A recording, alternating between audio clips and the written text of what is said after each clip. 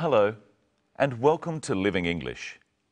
Today, we'll look at giving instructions, how to tell people what you have to do to make things. Today in Sisters and Brothers, Anne cooks a meal for Sarah's family. So, let's see what's cooking.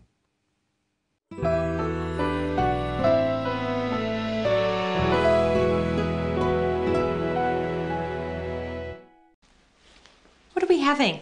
Singapore noodles with prawns. Oh. It's a very famous dish. You can buy it at street stalls everywhere.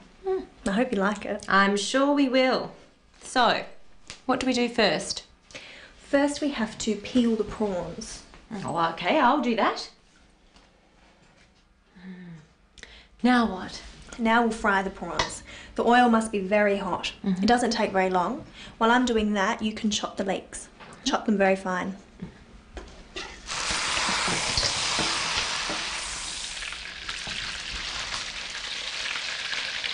Like this?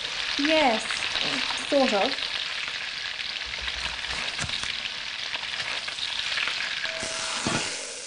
Now what?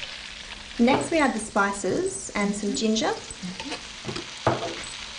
and the leeks. Okay, and now? Now the leeks are soft, we put in some bean sprouts. And then the prawns and the noodles. All in together? Is that all? Almost. Lastly, we add some of this special sauce. Didn't think I'd be able to find this here. Your market's very good. That's it. We're almost ready. I hope your family's hungry.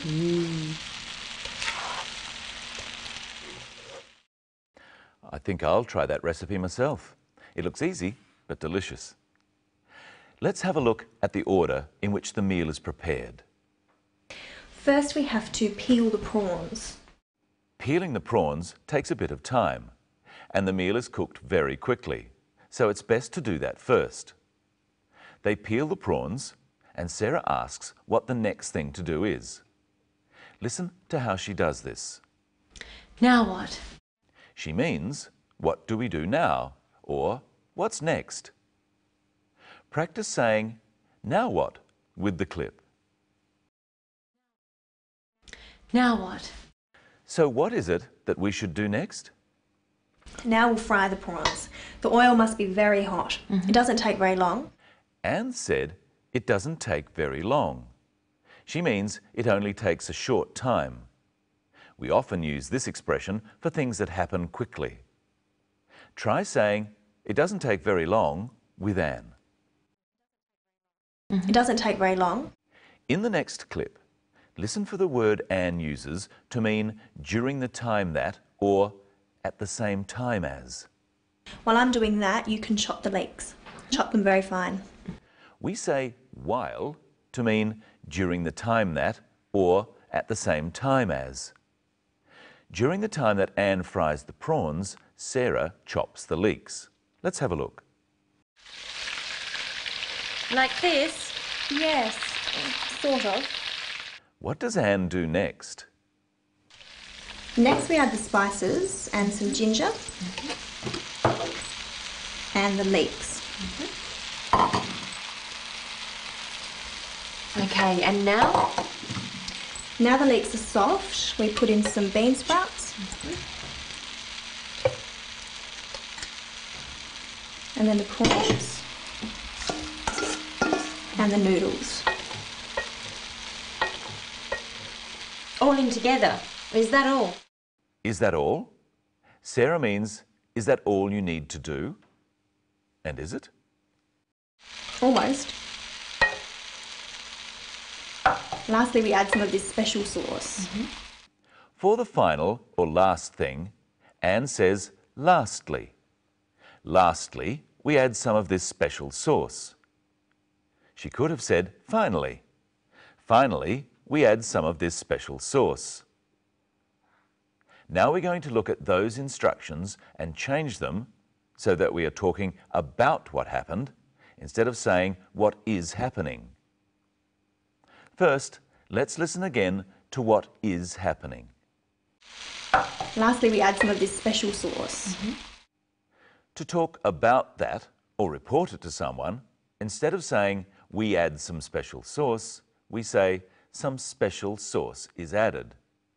This is called the passive voice. We use the passive voice when who or what causes the action is not important. Compare the active phrase, we add some of this special sauce, to the passive, some special sauce is added. In the first phrase, we is the subject, the person or thing performing the action. And some special sauce is the object. It's the thing affected by the action. It's what we add. But in the passive phrase, some special sauce is the subject of the action. When we use the passive voice, we just say what happens to the subject and not what the subject does. By using a passive verb such as is added. Add is an active verb. It says what a subject does. Is added is passive. It says what happens to the subject. Some special sauce is added. Now listen carefully and think how this next phrase can be made passive. Next, we add the spices. Next, we add the spices. That's active. It says what we do. Add the spices. The passive is, next, the spices are added. That just says what happens to the spices. They are added.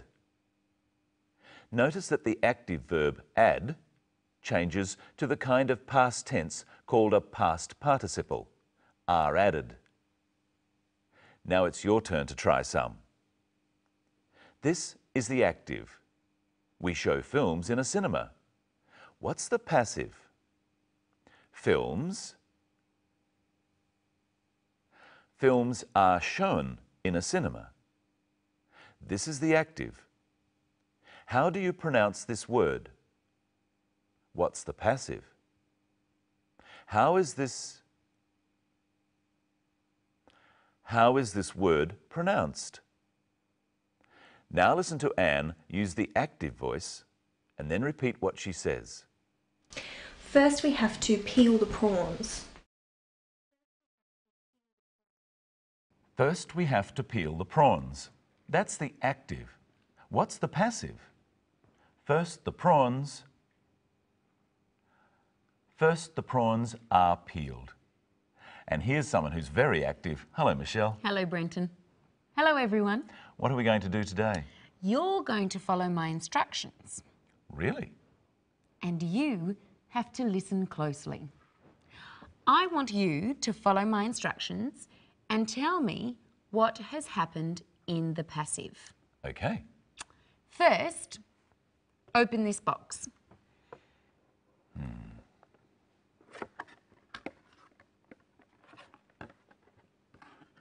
The box is opened. Next, take out the camera.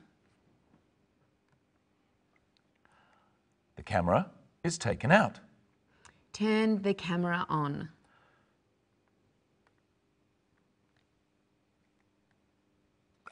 The camera is turned on. Point the camera at me. The camera is pointed at Michelle. Take my picture.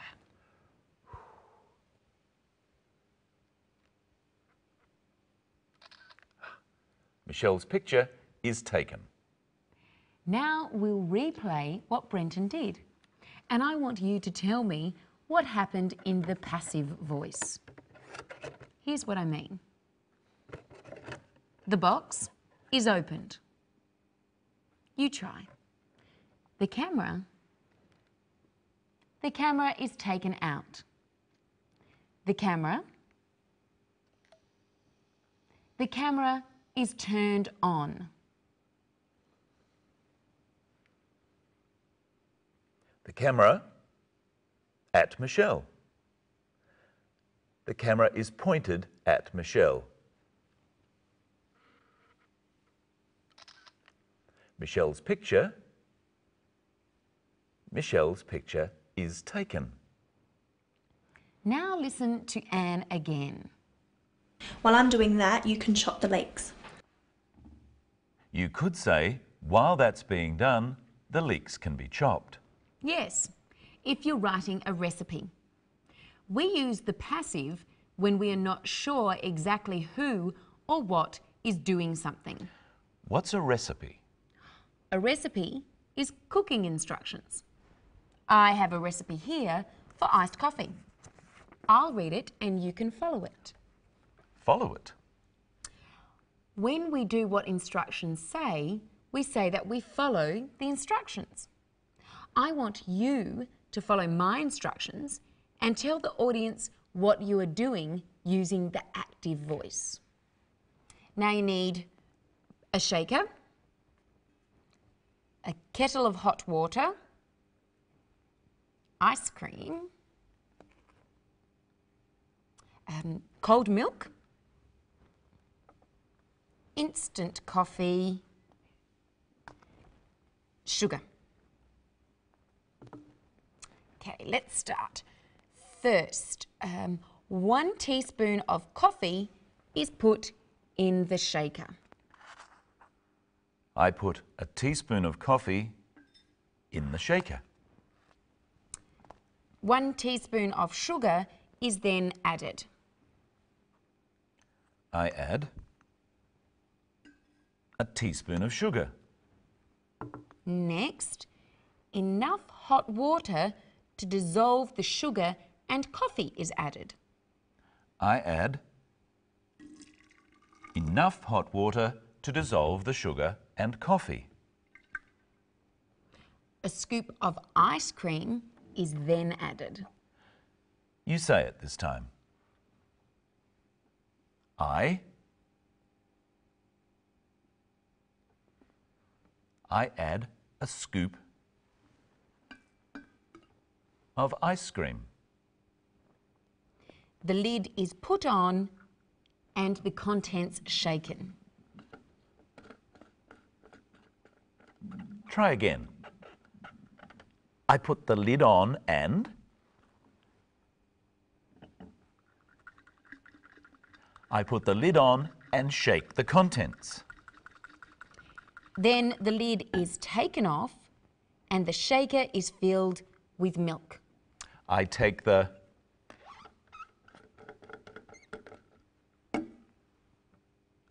lid off and fill the shaker with milk.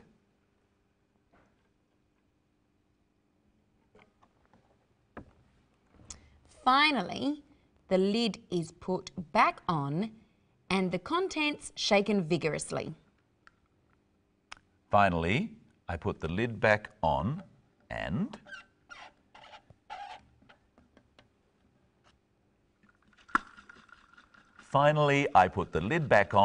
shake the contents. Is that all? Yes, except for drinking it. And that's all we have time for today. Next time, we'll look at the words we use to describe food and see if Anne's recipe for Singapore noodles is a success.